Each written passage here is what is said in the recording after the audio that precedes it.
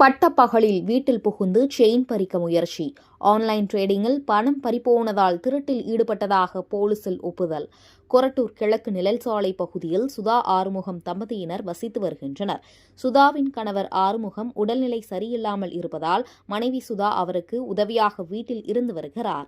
இந்நிலையில் நேற்று மாலை சுதாவின் வீட்டின் கதவை ஒருவர் தட்டியதால் வீட்டின் கதவை திறந்து யார் என சுதா பார்த்தபோது ஒருவர் தான் வைத்திருந்த துணியால் முகத்தை மூடி பின் கத்தியை காட்டி கழுத்தில் இருந்த தங்க சங்கிலியை கொடுக்கும்படி மிரட்டியுள்ளார்.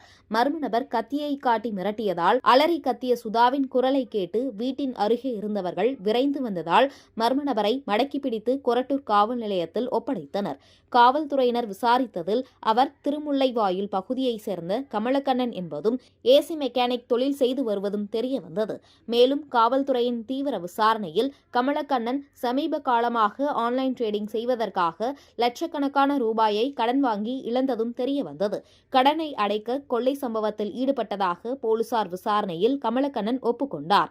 மிரட்டி தங்க சங்கிலி பறிக்க முயன்ற கமலக்கண்ணன் மீது வழக்கு பதிவு செய்த போலீசார் நீதிமன்றத்தில் ஆஜர்படுத்தி சிறையில் அடைத்தனர்.